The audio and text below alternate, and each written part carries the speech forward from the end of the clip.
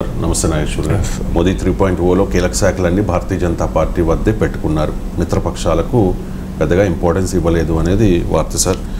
Home, రక్షణ, ఆర్థికం, విదేశాంగం, రహదారులు ఇలాంటి కీలక శాఖలన్నీ భారతీయ జనతా పార్టీ నాయకులకే ఇచ్చారు సార్. సో మిత్రపక్షాల మద్దతు లేకుండా ఈ ప్రభుత్వం ఏర్పాటు అవ్వలేదు, వాళ్ళ మద్దతుతోనే ఏర్పాటైంది.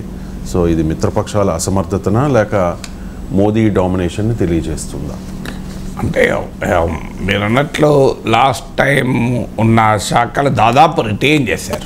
ఇప్పుడు హోంశాఖ మంత్రి అమిత్ షా, రక్షణ మంత్రి రాజ్నాథ్ సింగ్, ఆర్థిక మంత్రి నిర్మలా సీతారామన్, విదేశాంగ మంత్రి Jaishankar, commerce and industry minister Piyush Goyal, విద్యాశాఖ మంత్రి ధర్మేంద్ర ప్రధాన్. సో ఇలా ప్రధానమైన శాఖలు గతంలో ఎవరైతే ఉన్నారో వాళ్ళే ఉన్నారు, కీలక శాఖలు. అందులో మారాల్సింది కొంత కొత్తగా ఇచ్చారు కనుక శివరాజ్ సింగ్ చౌహాన్కి అగ్రికల్చర్ ఇచ్చారు, జేపీ నడ్డా కొత్తగా చేరడం కనుక ఆరోగ్య శాఖ ఇచ్చారు. సో ప్రధానమైనటువంటి మినిస్టర్స్ల శాఖల్లో తేడా లేదు.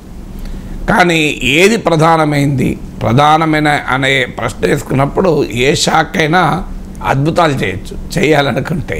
అందువల్ల ఏది ప్రధానము ఏది ప్రధానం కాదు అనేది సాధారణంగా defence, finance, external affairs, home, ఇదేంటంటే ఈ నలుగురు క్యాబినెట్ కమిటీ అండ్ సెక్యూరిటీలో భాగం. సో అందువల్ల నలుగురు మంత్రులు మార్చలేదు. అలాగే ఇతర పీయూష్ గోయల్ కానీ నితిన్ గడ్కరీకి సేమ్ సర్ఫేస్ ట్రాన్స్పోర్ట్ ఇచ్చారు. సో దీన్ని బట్టి చూస్తుంటే కంటిన్యూటీ అండ్ చేంజ్ అంటే మోడీ 2.0లో జరిగినటువంటి కూర్పును కొనసాగించారు. సాధారణంగా ఒక పెద్ద కరెక్షన్ జరగాలి, ఎందుకంటే 2.0కు 3.0కు ఉన్న పొలిటికల్ క్యారెక్టర్లో తేడా ఉంది. 2.0 బీజేపీకి అధికారం 2014 ఎన్నికల తర్వాత 2019 ఎన్నికల్లో మెరుగైన బలాన్ని ఆధారంగా ఏర్పడిన క్యాబినెట్. అంటే 280 to 2014లో ఉంటే 2019లో 303 వచ్చాయి. కానీ ఈ క్యాబినెట్ ఇప్పుడు రిటైన్ అవుతున్న క్యాబినెట్ శాఖలు, మంత్రులు, ఇది ఆల్రెడీ బీజేపీ పట్ల వ్యతిరేకత వ్యక్తమైన తర్వాత ఏర్పడిన క్యాబినెట్. అందువల్ల సాధారణంగా మోడీ 3.0 రాడికల్ చేంజెస్ తీసుకురావడం వల్ల ఒక కొత్త ఇమేజ్ మోడీ ప్రభుత్వానికి వచ్చేది. సాధారణంగా ఒక ఎన్నికల వైఫల్యం తర్వాత ఏ నాయకుడైనా పనిచేస్తాడు, ఎందుకంటే ఎంతో కొంత ఎన్నికల వైఫల్యాన్ని మోడీ ఎదుర్కొన్నాడు. చాలా కీలకమైన మార్పు ఏంటంటే మెజారిటీ తగ్గడమే కాదు. 303, 208 లేదు, మళ్ళీ 282 కాదు, 278 ఇది కాదు. కీలకమైన మార్పు ఏంటంటే అంతకుముందు బీజేపీకి సొంతగా మెజారిటీ, ఇప్పుడు సొంతగా మెజారిటీ లేదు. ఇంత కీలకమైన మార్పు వచ్చాక కూడా శాఖలు ఎందుకు మారలేదు అనేది ఒక ఫండమెంటల్ క్వశ్చన్. శాఖలు మార్చి కొంత న్యూ బ్లడ్ను, న్యూ ఓరియంటేషన్ను ప్రభుత్వంలో కనుక ఇవ్వగలిగి ఉంటే ఈ ఫాటిగ్ అంటారు, అంటే ఉన్నదాన్ని ఉన్నట్టుగా ఉండడం, స్టేటస్ కోవలో ఏర్పడేటువంటి ఒక నిర్లిప్తత, స్టేటస్ కోవలో ఏర్పడేటువంటి ఒక అసంతృప్తి నుంచి బయటపడవచ్చు. మరి కారణం ఏదైనా అంటే మేము దెబ్బతినలేదు అనే సంకేతాన్ని పంపించదలుచుకున్నాడా, ఆ మంత్రులపైన, ఆ శాఖలపైన మోడీకి ఉన్న కాన్ఫిడెన్స్ని తెలియజేస్తుందా, లేదా ప్రయోగాలు చేసే సాహసం చేయలేదా? ఎందుకంటే కొంత డ్యామేజ్ జరిగినా అధికారం నిలబడింది కదా, ఇంకా ప్రయోగాలు చేస్తే ఇంకా మొదటికే మోసం వస్తుందని అనుకున్నారు అనేది ఒక డైమెన్షన్ శాఖల్లో మార్పు లేకపోవడానికి. ఇక కీలక శాఖలని బీజేపీ వద్దే పెట్టుకొని మిత్రపక్షాలకు ఇవ్వలేదు అంటే మిత్రపక్షాల్లో చెప్పుకోదగిన టీడీపీ, జేడీయూ రెండే. మిగతా మిత్రపక్షాలు ఇప్పుడు జేడీఎస్కు, హిందుస్థాన్ అవామీ మోర్చా, అప్నే దల్, శివసేన, ఏక్నాథ్ షిండే, అజిత్ పవార్, వీళ్ళకేం పెద్దగా ఎంపీలు లేరు, ఎవరికి డబుల్ డిజిట్ కూడా లేదు. హయ్యెస్ట్గా ఉంటే నాకు గుర్తు ఈ ఏక్నాథ్ షిండే వర్గానికి 7 ఎంపీలు ఉన్నారు. ఆ ఏక్నాథ్ షిండే అక్కడ బీజేపీ మద్దతుతో ముఖ్యమంత్రి అవుతున్నాడు. అంతకన్నా పెద్ద దానికి ఏం కావాలి? ఇంకా కీలక శాఖ, కీలక క్యాబినెట్ మంత్రి అడిగే పరిస్థితిలో ఉన్నాడా? ఇక మిగిలింది జేడీయూ, టీడీపీ. జేడీయూ కూడా మంత్రి పదవులు, కీలక శాఖలు అడిగే పరిస్థితిలో లేదు. కారణం ఏంటంటే నితీష్ కుమార్ బీజేపీ మద్దతు ఇస్తేనే ముఖ్యమంత్రి. బీజేపీ కన్నా జేడీయూ ఎమ్మెల్యేలు తక్కువ సంఖ్య, బీజేపీకే ఎమ్మెల్యేల సంఖ్య ఎక్కువ. అందువల్ల తాను బీజేపీ సపోర్ట్ ఉన్నంత కాలమే ముఖ్యమంత్రిగా ఉంటాడు. అందువల్ల నితీష్ కుమార్ ప్రియారిటీ ముఖ్యమంత్రిగా ఉండడం తప్ప 2 క్యాబినెట్ పోస్టులు ఎక్కొడుకోవడం, కీలక శాఖలు అడుక్కోవడం ఇది ఇప్పుడు నితీష్ కుమార్ ప్రియారిటీ కాదు. అందుకే మోడీని ప్రతిపాదించిన సమయంలో parliament central hall NDA parliamentary party మీటింగ్లో బీజేపీ నేతల కన్నా ఎక్కువ స్తోత్రం అందుకున్నది నితీష్ కుమారే. మోడీ పైన ఒక రకంగా పొగడ్తల వర్షాన్ని కురిపించాడు, తన సైకో ఫ్యాన్స్ని చూపెట్టాడు. కారణం ఏంటంటే అక్కడ బీజేపీ మద్దతు లేకుండా ఆయన మాకు ముఖ్యమంత్రిగా ఉండలేడు కనుక. సో అందువల్ల ఇక రాబోయేది కూడా అసెంబ్లీ ఎన్నికలు ఉన్నాయి, మళ్ళీ బీజేపీ మద్దతుతో మళ్ళీ ముఖ్యమంత్రి కావాలి. సో అందువల్ల బీజేపీ పైన ఆధారపడిన నితీష్ కుమార్ కీలక శాఖలు అడిగే అవకాశమే లేదు. ఇక కీలక శాఖ అడగాల్సింది తెలుగుదేశం పార్టీ నాయకత్వం ఇప్పటికే స్పష్టం చేసింది. లోకేష్ అనేక టీవీ ఛానల్ ఇంటర్వ్యూలో క్లియర్గా చెప్పాడు, మేము మంత్రి పదవులపైన నెగోషియేట్ చేయము, మేము ఈ పదవులపైన నెగోషియేట్ చేయము, మేము నెగోషియేట్ చేసేది రాష్ట్రానికి సంబంధించినటువంటి అంశాలపైన. అంటే చంద్రబాబు నాయుడుకు మోడీతో ఉన్నటువంటి పరిచయము, ఇలా చంద్రబాబు నాయుడు అవసరము, ఆ లివరేజ్ ఉన్నది కనుక మంత్రులతో చేయించుకునే మూడ్లో టీడీపీ లేదు. ఎవరైనా మంత్రులు ఉండనియండి, వాళ్ళు ఏమైనా ఉంటే కోఆర్డినేషన్కు ఇప్పుడు చంద్రబాబు నాయుడు మోడీని కలిసి వచ్చాక ఫాలో అప్కు రామ్మోహన్ నాయుడు, చంద్రశేఖరు, శ్రీనివాస్ వర్మలో ఏమైనా చేస్తారు. కానీ వాళ్ళ ద్వారానే పనులు చేయించుకునే పొజిషన్లో చంద్రబాబు నాయుడు లేడు. అంటే త్రూ సెంట్రల్ మినిస్టర్స్ ద్వారా ప్రధానమంత్రిని ఒప్పించి తెప్పించుకోవాల్సిన అవసరం కానీ సందర్భం కానీ లేదు. ఎందుకంటే చంద్రబాబు నాయుడుకు నేరుగా మోడీతో హాట్ లైన్ ఉండగా మంత్రుల ద్వారా చేయాల్సిన అవసరం లేదు. అందువల్ల అయ్యే పనులు రాష్ట్రానికి ఏమైనా అయితే చంద్రబాబు నాయుడు మోడీతో మాట్లాడి చేయించుకున్నాక వాటిని బ్యూరోక్రసీలో ఫాలోఅప్ చేయడానికి, అఫీషియల్స్లో గవర్నమెంట్ అనేది ఒక పెద్ద ఓషన్ కనుక గుర్తు చేయడానికి వీటికి మాత్రమే మంత్రులు, ఎంపీలు. సో అందువల్ల ఈ పొలిటికల్ రిలేషన్షిప్ టీడీపీ నాయకత్వానికి మోడీకి ఉన్న తర్వాత ఇక ఏ శాఖ ఉంటే ఏమిటి అనేటువంటి భావన. అందులో మోడీ ప్రభుత్వంలో మంత్రి ఎవరైనా, శాఖ ఏదైనా వాళ్ళ సొంతగా నిర్ణయాలు తీసుకుంటారని అనుకోను. ఇప్పుడు ఉదాహరణకు పట్టణాభివృద్ధి శాఖ మంత్రిగా తెలుగుదేశం వాళ్ళు ఉన్నారనుకోండి, 50,000 కోట్లు ఏమైనా అమరావతికి మోడీ అనుమతి లేకుండా మోడీ పర్మిషన్ ఇవ్వగలడా అసలు? సో అందువల్ల ఆ లివరేజ్ ఎంత ఉంటుంది మోడీ క్యాబినెట్లో మంత్రులకు, ఎంత అటానమీ ఉంటుంది అనేది కూడా ఒక క్వశ్చన్ మార్కే.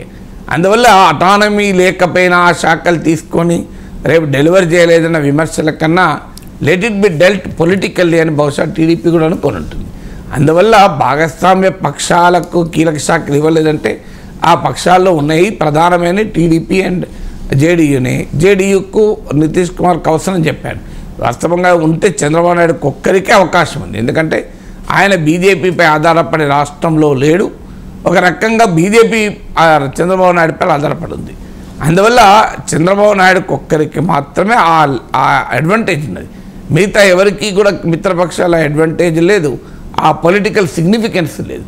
కానీ for his own reasons Chandrababu Naidu పదవుల పైన పట్టింపు కన్నా కూడా రాష్ట్రంలో తన ఎజెండాను అమలు చేయడానికి కేంద్ర సహకారం పైన ఎక్కువగా ఆసక్తి చూపుతున్నట్టుగా కనబడుతుంది. ఇక తెలుగు వారికి ఇచ్చిన శాఖల్ని పరిశీలిస్తే కిషన్ రెడ్డికి బొగ్గు గనుల శాఖ క్యాబినెట్ హోదా, రామ్మోహన్ నాయుడికి పౌర విమానయానం క్యాబినెట్ హోదా, పెమ్మసానికి గ్రామీణాభివృద్ధి కమ్యూనికేషన్ల శాఖలు సహాయ మంత్రి, శ్రీనివాస్ వర్మకు ఉక్కు భారీ పరిశ్రమల సహాయ మంత్రి, బండి సంజయ్కు హోంశాఖ సహాయ మంత్రి. సో తెలుగు రాష్ట్రాల వారికి ఇచ్చిన శాఖలు సార్ ఇవి. అంటే ఈ శాఖల ద్వారా తెలుగు రాష్ట్రాలకి ఏం దక్కుతుంది? తెలుగు రాష్ట్రాలకు విభజన హామీల్లో చాలా పెండింగ్ ఉంది.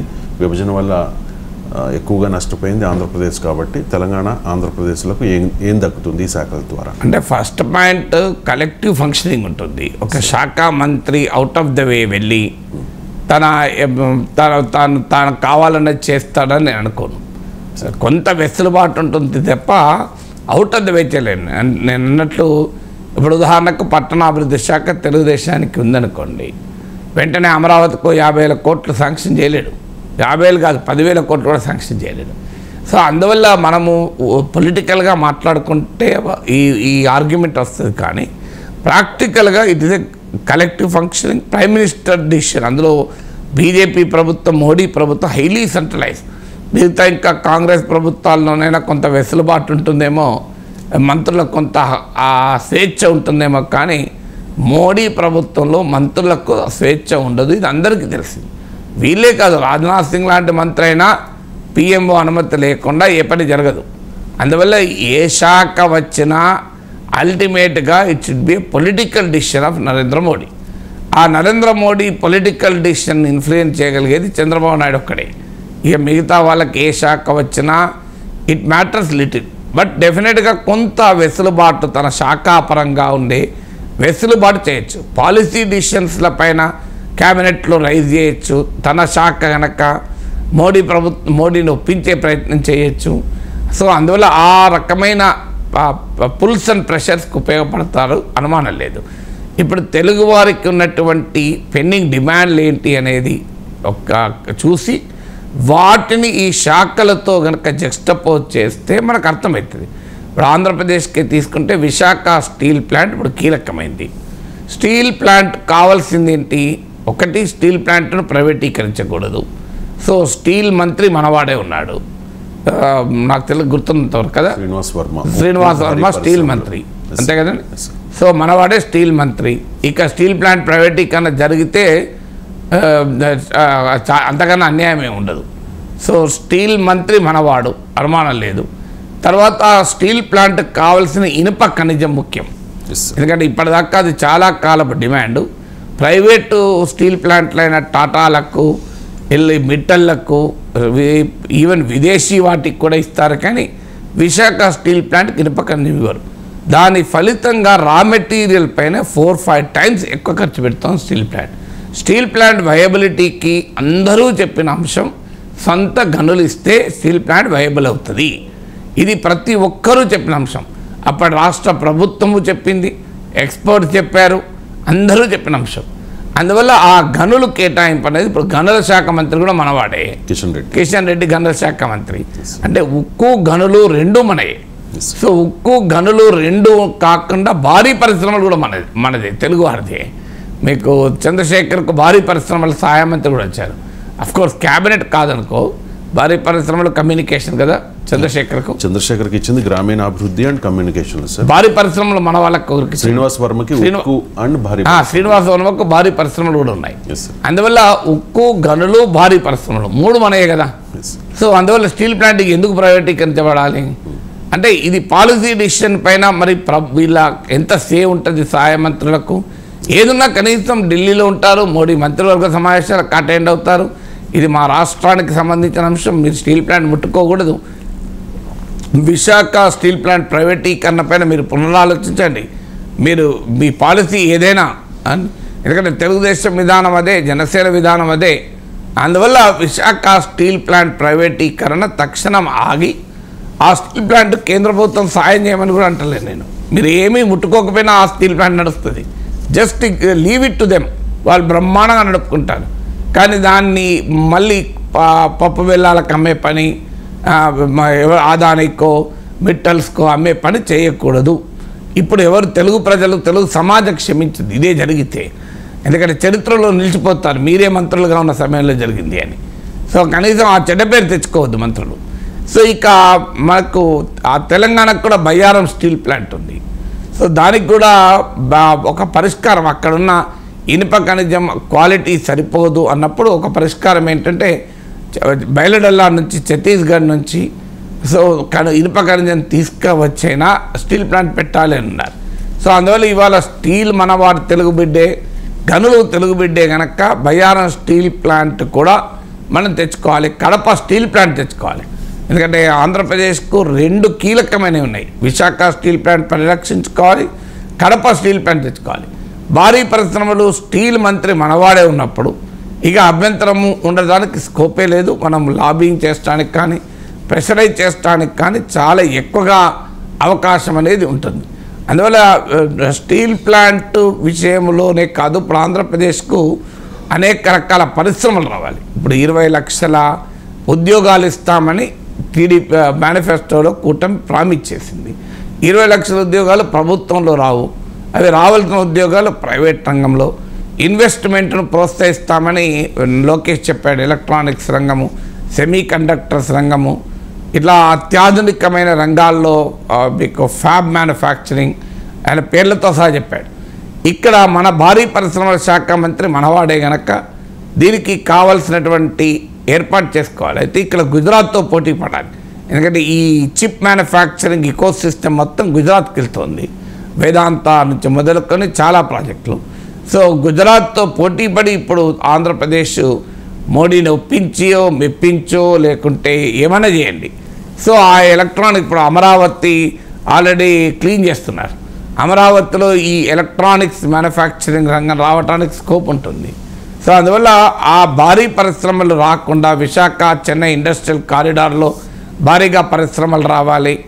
సో ఈ భారీ రాయలసీమలో మీకు బ్రహ్మాండ ల్యాండ్ ఉంది, అక్కడ గతంలో కియా మోటార్స్ వచ్చింది, ఇంకా ఎక్కువ పరిశ్రమలు రావడానికి అవకాశం ఉంది. సో అందువల్ల భారీ పరిశ్రమల శాఖ మంత్రి మనవాడున్నాడు కనుక ఆంధ్రప్రదేశ్కు ఇండస్ట్రియల్ ఇకో సిస్టమ్, ఆంధ్రప్రదేశ్ ఏంటంటే ఇప్పటికీ కూడా వ్యవసాయ ప్రధాన రాష్ట్రం, ఇంకా అగ్రికల్చర్ బేస్, అన్నిటికీ మించి ఇప్పుడు గ్లోబలైజ్డ్ ఎకానమీలో కోస్టల్ లైన్ అనేది ఒక కీలకమైన ప్రాంతం. మీరు ప్రపంచవ్యాప్తంగా చూడండి, డెవలప్మెంట్ పారాడిమ్ కనుక చూస్తే గ్లోబలైజ్ అయిన ప్రపంచంలో కోస్టల్ లైన్ పోర్ట్స్ అనేది చాలా కీలకం. సో అందుకే తెలంగాణ పోర్ట్ లేకపోతే డ్రై పోర్ట్ కడదామని కూడా ప్రతిపాదన వచ్చింది. అలాంటిది 973 కిలోమీటర్ల కోస్టల్ లైన్ ఉంది. ఇది లోకేష్ కూడా తన ఇంటర్వ్యూలో ప్రస్తావించాడు కూడా, ooze Coast line ports develop చేసుకోవచ్చు అని. పోర్ట్ చేయడం ద్వారా సౌత్ ఈస్ట్ ఏషియాకి గేట్వేగా ఆంధ్రప్రదేశ్ని అభివృద్ధి చేయడానికి అవకాశం ఉంది. పెట్రోకెమికల్ హబ్ ఉంది కేజీ బేసిన్ దేశంలోనే. అందువల్ల మీకు హైడ్రోకార్బన్ రిలేటెడ్ ఇండస్ట్రీస్ రావడానికి చాలా అవకాశాలు ఉన్నాయి. అలాగే అగ్రికల్చరల్ బేస్ ఉంది కనుక వ్యవసాయ ఆధారిత పరిశ్రమలు, ఆహారోత్పత్తి పరిశ్రమలు, ఇప్పుడు మోడర్న్ ట్రెండ్ ఇది food processing and agri business, ఇందులో కూడా బ్రహ్మాండమైన అవకాశం ఉంది. మీకు నర్సీపట్నం నుంచి కాఫీ తోటల నుంచి మొదలుకొని పలాస క్యాష్యూ పంటల వరకు, నూజివీడు మామిడిపళ్ళ వరకు, ఇలా మీకు రాయలసీమలో హార్టికల్చర్ క్రాప్స్, అనంతపురం లాంటి వాటిలో హార్టికల్చర్ క్రాప్స్, అందువల్ల ఫుడ్ ప్రాసెసింగ్ ఇండస్ట్రీకి బ్రహ్మాండమైన అవకాశం ఉంది. ఎందుకంటే ఇది అగ్రి బేస్డ్ కనుక. సో అందువల్ల ఇప్పుడు మన మంత్రులే భారీ పరిశ్రమల మంత్రులు ఉన్నప్పుడు పారిశ్రామిక రాయితీలు తెచ్చుకొని పరిశ్రమాధిపతులతో మాట్లాడడం, చంద్రబాబు నాయుడుకున్న విశేషమైన కార్పొరేట్ రంగ పరిచయాలు ఉన్నాయి. ఈ was considered the CEO of Andhra Pradesh. ఆ రోజుల్లోనే ఆయన వరల్డ్ బ్యాంక్ లాంటి అంతర్జాతీయ సంస్థలు, దేశ విదేశీ బడా కార్పొరేట్ సంస్థలకు చాలా ప్రియమైన ముఖ్యమంత్రిగా ఉండే. అందువల్ల చంద్రబాబు నాయుడుకున్న ఈ నేపథ్యం, ఆ రోజుల్లోనే బిల్ గేట్స్ను తీసుకొచ్చిన బిల్ గేట్స్లను హైదరాబాద్ తీసుకొచ్చిన ఘనత చంద్రబాబుది. అందువల్ల ఇవాళ చంద్రబాబుకున్న అపారమైనటువంటి అనుభవము, నేపథ్యము, భారీ పరిశ్రమల మంత్రి మనవాడు, మోడీ ప్రభుత్వానికి తెలుగు వాళ్ళే ఆక్సిజను, ఇంతకన్నా ఇంకేం కావాలి? అన్నీ ఉన్నప్పుడు అంగట్లో శని ఉండదని స్కోపే లేదు కదా, ఉండదనే ఆశించుదాం. సో అందువల్ల ఈ పరిశ్రమలు తీసుకురావాలి. ఎందుకంటే విజయవాడ విశాఖ చెన్నై ఇండస్ట్రియల్ కారిడార్ మీరు బైఫర్కేషన్ యాక్ట్లోనే ప్రామిస్ చేశారు.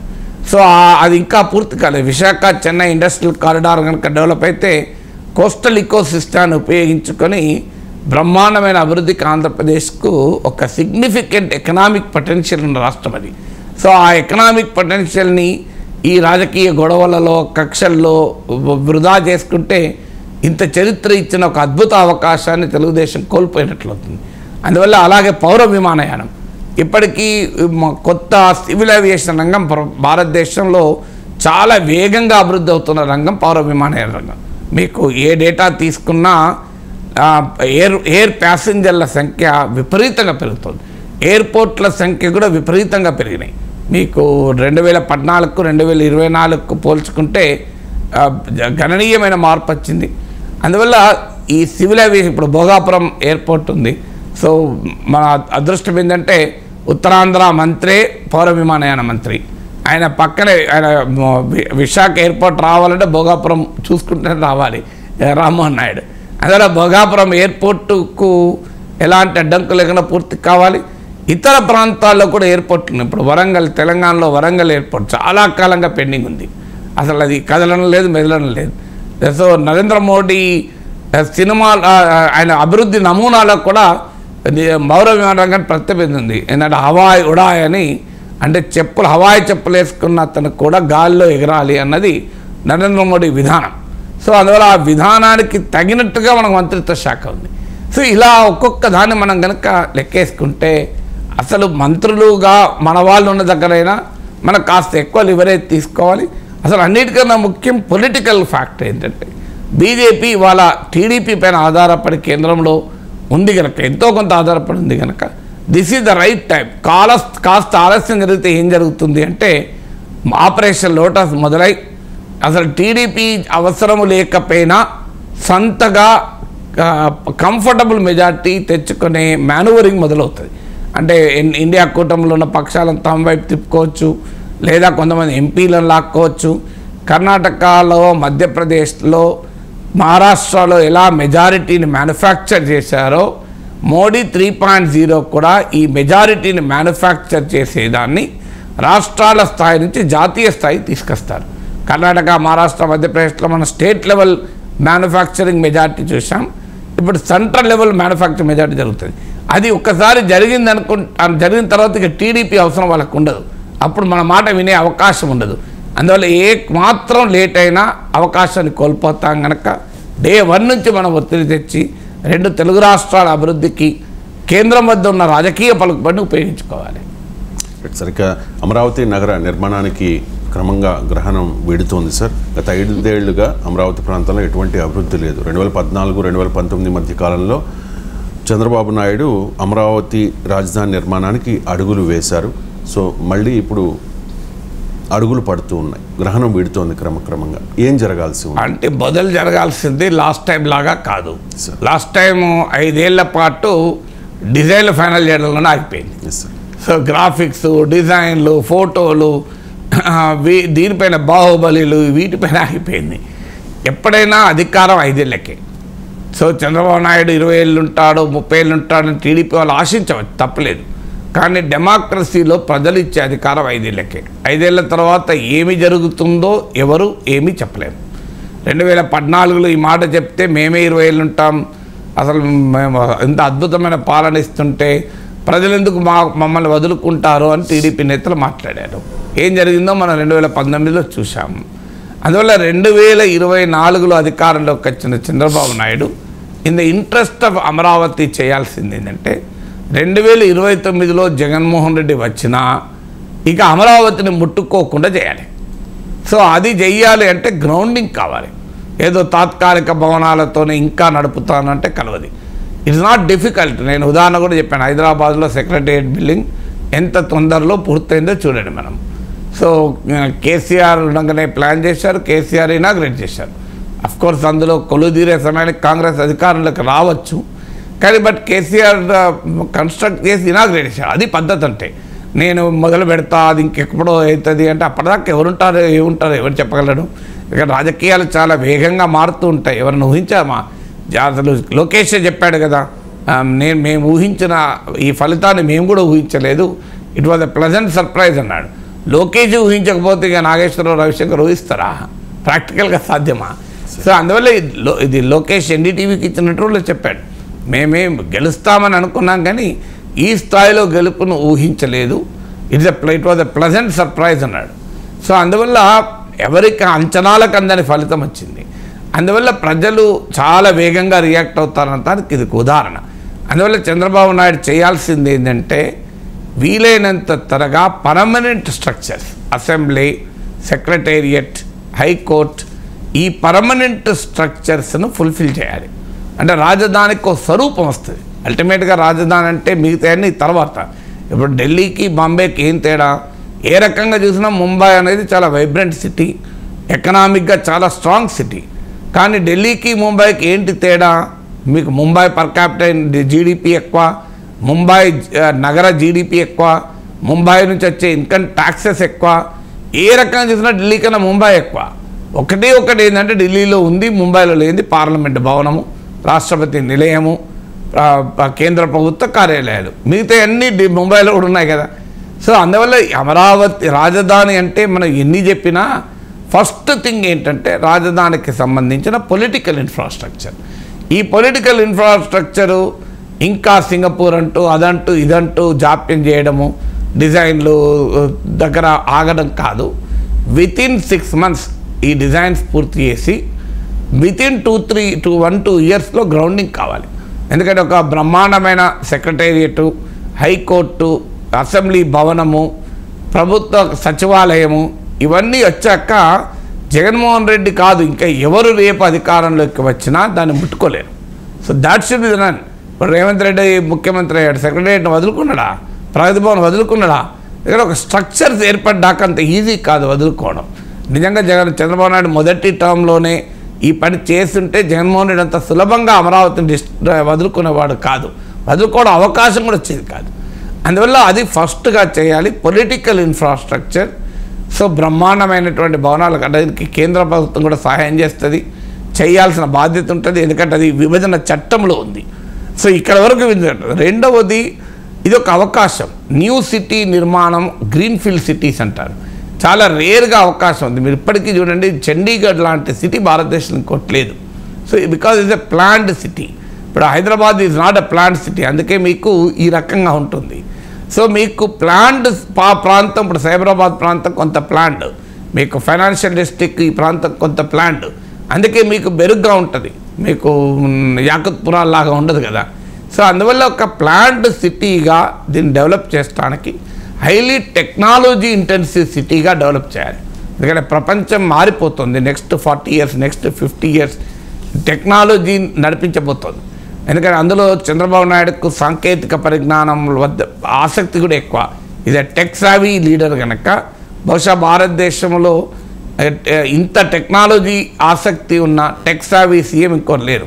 మనం ఈవెన్ చంద్రబాబు నాయుడు ప్రత్యర్థులు కూడా అంగీకరించే ఫ్యాక్ట్ నేను చాలాసార్లు చెప్పాను.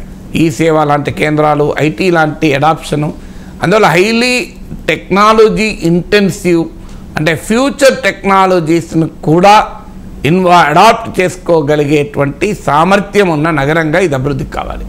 మూడవది గ్రీన్ ఫీల్డ్ సిటీ. ఇది గ్రీన్ఫీల్డ్ అంటే కొత్తగా నగరం, అంటే ఉన్న నగరానికి రూపురేఖలు అంగులు దిద్దడం కాకుండా ఇప్పటి వరకు లేని నగరాన్ని నిర్మిస్తున్నారు. సో అందువల్ల దేని నగరుస్తున్నారు కనుక దీన్ని గ్రీన్ సిటీగా ప్లాన్ చేసుకోవడం అంటే ఇది కూడా ఫ్యూచర్ అంతా క్లైమేట్ రెసిలియంట్ అర్బన్ ఇన్ఫ్రాస్ట్రక్చర్ ఉండాలి. ఎందుకంటే ఇప్పుడు చెన్నై నగరం చూడండి, ఓ వరద వస్తే చెన్నై మొత్తం మునిగిపోతుంది. హైదరాబాద్ నగరం చూడండి, ఓ వరద వస్తే మునిగిపోతుంది. సో వరదలకు మునిగే నగరంగా ఉండకూడదు, ఎందుకంటే అది ముందు కూడా అది చాలా జరీ భూములు, చాలా సారవంతమైన నేలలు, కృష్ణా నది ఉంది. ఒక విమర్శ కూడా ఉంది, అమరావతి వరదలు వస్తే ఇబ్బంది అని. అందువల్ల మోడర్న్ సిటీ నిర్మాణం కనుక green city, climate resilient city. So మూడవది గ్రీన్ సిటీ అంటే తక్కువ ఎనర్జీ కన్జంప్షన్ ఉండేలా ఒక సిటీని ప్లాన్ చేయాలి. అంటే లైటింగ్, వెంటిలేషను, సో మీకు ఇది నాన్ కన్వెన్షనల్ సోలార్ ఎనర్జీ, ఇలాంటి సౌర విద్యుత్తును ఇలాంటివి వాడేటువంటి కంప్లీట్లీ సోలార్ సిటీగా కూడా డెవలప్ చేయొచ్చు. వరల్డ్ వైడ్గా జరుగుతున్న మార్పు ఇది. సోలార్ ఎనర్జీతోనే నగరాల నిర్మాణం చేసి ఒక చరిత్ర సృష్టించవచ్చు. ఎందుకంటే వరల్డ్ వైడ్గా మోడీ వికసిత భారత్లో కూడా ఇది భాగం. అందువల్ల ఒక గ్రీన్ సిటీని డెవలప్ చేయడం అంటే ఒక ల్యాండ్ అండ్ నేచర్కు మధ్య ఒక సమతుల్యత సాధించినటువంటి నగరంగా నిర్మించడం. ఇలా నేచర్ని డిస్ట్రాయ్ చేస్తూ నగరాలు నిర్మిస్తున్నాం. ఇది ప్రాక్టికల్గా గ్రీన్ సిటీని ల్యాండ్ నేచర్ బ్యాలెన్స్ చేసేటువంటి సిటీగా డెవలప్ చేయడం. నాలుగవది డిజాస్టర్ రెసిలియంట్ సిటీ. నేను ఇంతకుముందు చెప్పినట్లు వరదల ప్రమాదం లేకుండా క్లైమేట్ రెసిలియంట్ సిటీగా డెవలప్ చేసేటువంటి అవకాశం ఉంటుంది. ఐదవది హైయెస్ట్ ఎకనామిక్ పొటెన్షియల్ ఉన్న సిటీ. అల్టిమేట్గా ఒకప్పుడు నగరాలను నెగటివ్గా చూసేవాళ్ళు, పల్లెల్లోనే ఉండాలి, పల్లెకు రావాలి అని. పల్లెలు ఇప్పుడు ఎంత అవసరమో నగరాలని ఎకనామిక్ ఆపర్చునిటీగా చూస్తున్నారు. అందువల్ల it should be a city of innovation, ఒక నవీన ఆవిష్కరణల నగరంగా ఉండాలి. ఆ సిటీ అంటే అమరావతి నుంచి కొత్త స్టార్టప్లు పట్టుకురావాలి, కొత్త ఇన్నోవేషన్ పట్టుకురావాలి, కొత్త ఆవిష్కరణలు పట్టుకురావాలి. అలాంటి సిటీగా కనుక ఇది డెవలప్ అయితే వరల్డ్లో ఒక పేరు తెచ్చుకోగలుగుతుంది. It should be a city of innovation, a city of highest economic potential. అంటే భారీగా ఇప్పుడు హైదరాబాద్ మహానగరం ఆదాయాన్ని సృష్టిస్తుంది, న్యూయార్క్ నగరం ఆదాయాన్ని సృష్టిస్తుంది. ఒక న్యూయార్క్ నగర జీడిపి ఐక్యరాజ్య సమితిలో ఉన్న 100కు పైగా దేశాల జీడిపి కన్నా ఎక్కువ. ఒక్క న్యూయార్క్ సిటీ జీడిపి, మీకు ఒక్క ముంబై నగర జీడిపి అనేక రాష్ట్రాల జీడిపి కన్నా ఎక్కువ. సో అందువల్ల ఎకనామిక్ పొటెన్షియల్ ఉన్నటువంటి నగరంగా, ఒక ఇన్నోవేషన్కు కేంద్రంగా ఉండాలి. ఇలా ఒక నగరాన్ని, ఒక అద్భుతమైన అవకాశం చంద్రబాబు నాయుడుకు, తెలుగుదేశానికి చరిత్ర ఇచ్చింది. సో ఈ ఆపర్చునిటీ, హిస్టరీ ఇచ్చిన ఆపర్చునిటీని ఒక అద్భుతమైన మహానగర నిర్మాణం దిశగా, అమరావతి కళను సాకారం చేసే దిశగా ఉంటే చరిత్రలో చంద్రబాబు నాయుడు, తెలుగుదేశం పార్టీ నిలబడిపోతుంది. Right sir. ఇక ప్రజల్లో వ్యతిరేకతను పసిగట్టలేకపోయాం. జగన్ను కలిసిన సందర్భంగా వైసీపీలో ఓడిపోయిన నాయకులు చెప్పిన మాట సార్ ఇది. ప్రభుత్వంపై వ్యతిరేకత ఉంటే గడప గడపకు తిరిగినప్పుడో లేక ఎన్నికల ప్రచార సమయంలోనో ఎంతో కొంత బయటపడాలి కదా. ఎక్కడా ఆ పరిస్థితి ఎదురవ్వలేదు. వ్యతిరేకత అంతా పోలింగ్ రోజే కనిపించడం ఊహించలేకపోయాం. జనం పల్స్ పట్టుకోలేకపోయామా అనిపించింది అని చెప్పి 2019 ఎన్నికల్లో టీడీపీ 23 స్థానాలకు పరిమితమైనప్పుడు కూడా చంద్రబాబు నాయుడు ఇదే తరహా కమెంట్స్ చేశారు సార్. ఎందుకు అధికారంలో ఉన్న పార్టీలు ప్రజల నాడిని పసిగట్టలేకపోతూ ఉన్నాయి, ప్రజా వ్యతిరేకతను గమనించలేకపోతూ ఉన్నాయి? అంటే ఇప్పుడు జగన్ ఆనాడు చంద్రబాబే కాదు, కేసీఆర్ పసిగట్టాడా? పసిగట్టి జాగ్రత్త పడేవాడు కదా. ఎవరు కూడా ఓడిపోవాలని కోరుకోడు కదా. చంద్రబాబు నాయుడు పసిగట్టి ఉంటే జాగ్రత్త పడేవాడు. ఎందుకు 2019లో ఓడిపోయేవాడు? ఓడిపోయి ఇన్ని కష్టాలు పడి మళ్ళీ గెలవాల్సిన అవసరం ఏమొచ్చేది? మోడీ పసిగట్టి ఉంటే ఈ దెబ్బ తగలేదా? అంటే ఎన్నికల ఫలితాల రోజే తేలదు, ఫలితాల తర్వాత కూడా తేలే. మీరు ఎన్నికల రోజే తేలింది అనేది నిజం కాదు. ఎన్నికల తర్వాత కూడా జగన్మోహన్ రెడ్డి 151 పైగా వస్తాయని చెప్పలేదా? షాకింగ్, దేశమే నివ్వరపోయే ఫలితం వస్తుంది అన్నాడు కదా.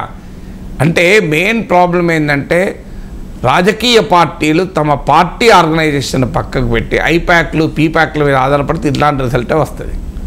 ఎందుకంటే పొలిటికల్ కన్సల్టెన్సీల పైన ఆధారపడి రాజకీయం చేస్తే ఎప్పుడు కూడా రిజల్ట్ ఉండదు. ఎందుకంటే పొలిటికల్ కన్సల్టెన్సీ ఇప్పుడు యూపీలో జరిగింది అదే. ఎందుకు ఓడిపోయింది బీజేపీ? అసలు బీజేపీ పార్టీ ఆర్గనైజేషన్ ఫీడ్బ్యాక్ వదిలేసి ఈ సర్వే సంస్థల ఫీడ్బ్యాక్ మీద ఆధారపడ్డది. సో అభ్యర్థుల ఎంపిక కూడా వాళ్ళే డిసైడ్ చేశారు. వైఎస్ఆర్ కాంగ్రెస్ పార్టీ అభ్యర్థుల్ని ఐప్యాకే డిసైడ్ చేస్తుంది. వైఎస్ఆర్ కాంగ్రెస్ ఏ హామీలు ఇవ్వాలన్నది ఐప్యాకే డిసైడ్ చేస్తుంది. ఎప్పుడు కూడా కన్సల్టెన్సీలు మనకు సపోర్ట్ చేయాలి, సప్లిమెంట్ చేయాలి. అంటే మనం చేస్తున్నటువంటి కృషిని, ఇప్పుడు కంప్యూటర్ నేను చేసే పనిని సమర్థవంతంగా చేయడానికి ఉపయోగపడుతుంది. కానీ నేను ఏ పని చేయాలో కంప్యూటర్ డిసైడ్ చేస్తే నేను బాగుపడతానా? సో జగన్మోహన్ రెడ్డి రీవైటలైజ్ చేయాల్సింది చేసిన తప్పేంటి అంటే ఈ పొలిటికల్ ఆర్గనైజేషన్ వదిలేశాడు. విచిత్రం ఏంటంటే ఇప్పుడు వైసీపీ నేతలు అంటున్నారు కదా మేము గమనించలేదని. నేను వాళ్ళకు ఒక రిక్వెస్ట్ చేస్తాను, నా యూట్యూబ్ ఛానల్ ఓపెన్ చేసి లాస్ట్ 5 years వీడియోలు చూడమనండి. ఒక 100 వీడియోలు దొరుకుతాయి. ఎక్కడెక్కడ ఏం జరుగుతుంది ఎన్నిసార్లు చెప్పాను, 100 ఒక 200-300 వీడియోలు దొరుకుతాయి. సో ఇది కానీ ఇదే కాదు, ఈవెన్ తెలుగుదేశం విషయంలో కూడా అదే.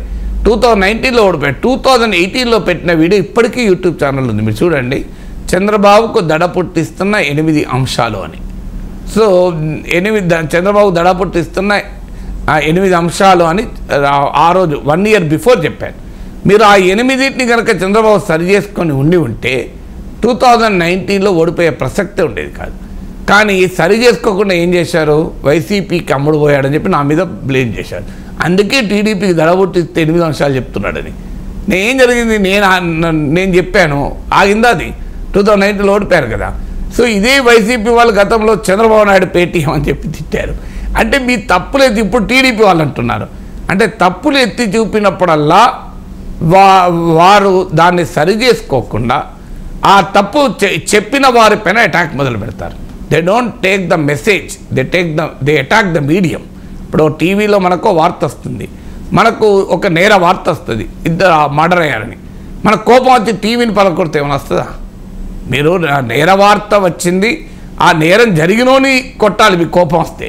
కానీ ఇలాంటి పనికి మాల వార్త చూపెడతావా అని చెప్పి కొట్టావనుకోండి, టీవీ వాళ్ళతో స్టాక్ మార్కెట్ పతనం గురించి టీవీలో వార్త వస్తుంది. నువ్వు ఏం చేయాలి, స్టాక్ మార్కెట్ జాగ్రత్త పడాలి డబ్బులు పెట్టేటప్పుడు. కానీ ఈ నా షేర్లని పడిపోవడానికి టీవీయే కారణం అని చెప్పి టీవీ ఛానల్ని టీవీని పలగలగొట్టినాడు మళ్ళీ డబ్బులు పెట్టి కొనుక్కోవాల్సి వస్తాయి కొత్తగా. సో రాజకీయ పార్టీలు చేసేది ఏంటంటే ఈ మెసేజ్ సిమ్టమ్స్ వస్తూనే ఉంటాయి, రాకుంటే ఎప్పుడు ఉండవు.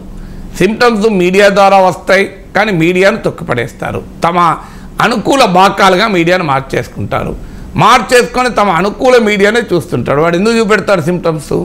మాలాంటి ఇండిపెండెంట్ విశ్లేషకులు చెప్తే మమ్మల్ని బ్రాండ్లు వేసి కండవాలు వేసి మమ్మల్ని తిడుతూ ఉంటారు. ఇక మీకు ఎక్కడికి వెళ్ళి వస్తుందండి ఫీడ్బ్యాక్? ఎందుకు వస్తుంది చెప్పండి ఫీడ్బ్యాక్? సో ఫీడ్బ్యాక్ రావడానికి స్కోప్ ఎక్కడిది? సో స్కోప్ ఉండదు. ఒకవేళ పార్టీ ఆర్గనైజేషన్ నుంచి రావాలంటే వాళ్ళు చెప్పింది నాయకుడు వినడు, నాయకుడికి రుచించిందే చెప్పాలి, లేకపోతే వాడికి అసలు ఏ పదవి ఉండదు. మీకు జరగబోయేది అదే కదా, వాళ్ళని దూరం పెట్టేస్తారు మనం చెప్పామనుకోండి. సో అందువల్ల నెక్స్ట్ అనేది వాళ్ళని దగ్గరకు కూడా రానియరు. మీకు తెలుగుదేశంలో ఎంతమంది నాయకుల పేర్లు చెప్పంటే చెప్తాను నేను. చంద్రబాబు నాయుడుకు జరుగుతున్న పొరపాటు 2019 ముందు చెప్పి పార్టీలో గుర్తింపు లేకుండా వెళ్ళిపోయిన వాళ్ళని చాలామంది పేర్లు చెప్పగలుగుతాను. జగన్మోహన్ రెడ్డి దగ్గరికి అసలు చెప్పే అవకాశం కూడా ఇచ్చారో లేదో నాకు అనుమానమే. జగన్మోహన్ రెడ్డి దగ్గరికి పోయి ఇంకో ఇది తప్పు జరుగుతోంది, మనకు వ్యతిరేకంగా ఉందని ధైర్యం చేసేటువంటి కల్చర్, పొలిటికల్ కల్చర్ ప్రాంతీయ పార్టీలు ఉంటుందా? కేసీఆర్ దగ్గరికి వెళ్ళి ఇంకో ఈ విషయంలో తప్పు జరుగుతుంది అని చెప్పే ధైర్యం కేటీఆర్ కూడా చేయగలడా? అందువల్ల మొదలు రాజకీయ నాయకులు ఆలోచించాల్సింది ఏంటంటే వాళ్ళ స్టైల్ ఆఫ్ ఫంక్షనింగ్. కౌటిల్యుడు మాట అంటాడు, కౌటిల్యుని అర్థశాస్త్ర ఒక పాలిటిక్స్ గవర్నెన్స్కి ఒక పెద్ద లెసన్ కదా. కౌటిల్యుడు ఏమంటాడంటే ఒక రాజు తన చుట్టూ విమర్శకులను పెట్టుకున్నప్పుడే విజయవంతమవుతాడు అంటాడు. ఇవాళ నేను ఛాలెంజ్ చేస్తే ఏ రాజకీయ నాయకులైన విమర్శకుల దగ్గర రాణిస్తారా? ఎవరు రాణిస్తారు? అంతా తమకు వందిమాగదుల్ని తాము చేసేది గొప్పగా చెప్పేవాళ్ళు. ఏం చేస్తున్నారు సార్, మీ టాలెంట్ సార్, మీకు ఇట్లాంటి ఆలోచనలు ఎట్లా వస్తాయి మాకు అర్థమే కాదు సార్, అసలు సాధారణ మానవత్తులు రాదు సార్, మీకు గెలకనే వస్తాయి సార్ అని చెప్పేటోళ్ళు చుట్టూ ఉంటారు. వాడు ఏం చెప్తాడు? సిమ్టమ్స్ చెప్తారా?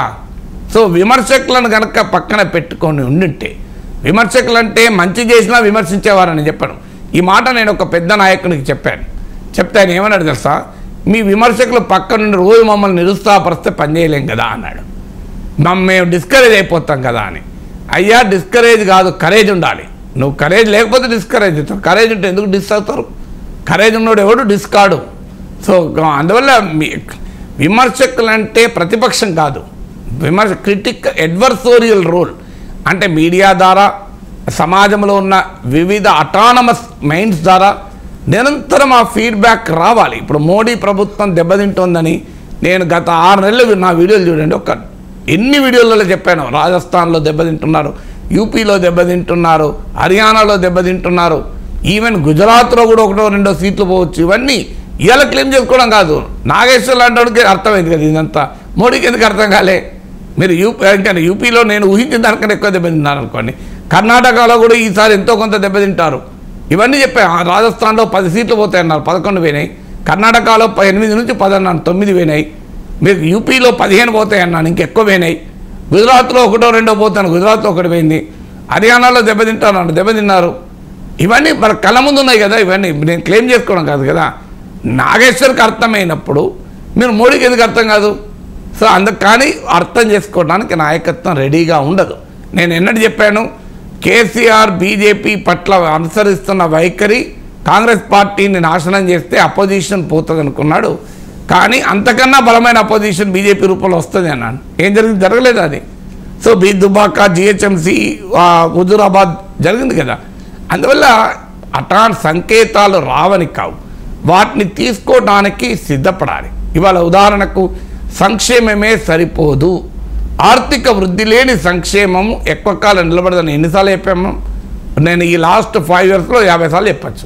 ఏం 50, 200 సార్లు చెప్పచ్చు. కానీ ఎవరున్నారు? అందువల్ల ఏ సిమ్టమ్స్ రావనుకునే నిజం కాదు. సిమ్టమ్స్ నాయకులు చూడదలుచుకోకపోతే, అధికారం అనే భ్రమ ఉంటే, మేము చేసేదే రైట్ అని చెప్పే వాళ్ళే చుట్టూ పెట్టుకుంటే ఇలాగే ఉంటుంది కదా. అది జగన్కైనా వర్తిస్తుంది, గతంలో చంద్రబాబుకు వర్తించింది, ఇప్పుడు మోడీకైనా వర్తిస్తుంది, కేసీఆర్కైనా వర్తిస్తుంది, ఎవరికైనా ఇది వర్తిస్తుంది. అంటే అధికారం లేనప్పుడేమో చాలా వింటారు చెప్పేది, ఒక్కసారి అధికారం వచ్చినాక దగ్గర కూడా రానియరు, ఎవరికి వినరు కూడా. అధికారం లేనప్పుడు నాకు అనుభవం, ప్రతిపక్షంలో ఉన్న వాళ్ళు నన్ను చాలామంది కాంటాక్ట్ చేస్తారు. ఒక్కసారి పవర్లోకి వస్తే వాళ్ళు మళ్ళీ నా జోలికి కూడా రాదు వాళ్ళు. ఎందుకంటే ప్రతిపక్షంలో ఉన్నప్పుడు సలహాలు కావాలి, అధికారంలో కానీ తెలివైన వాడు ఏంటంటే అధికారం ఉన్నప్పుడు సలహాలు కావాలి. ఎందుకంటే అప్పుడే కదా అధికారం నిలబెట్టుకుంటాడు. అధికారం రావడానికి అందరి సలహాలు వింటారు, అధికారం వచ్చిన తర్వాత ఎవరి సలహా వినరు. Right sir, thank you so much sir.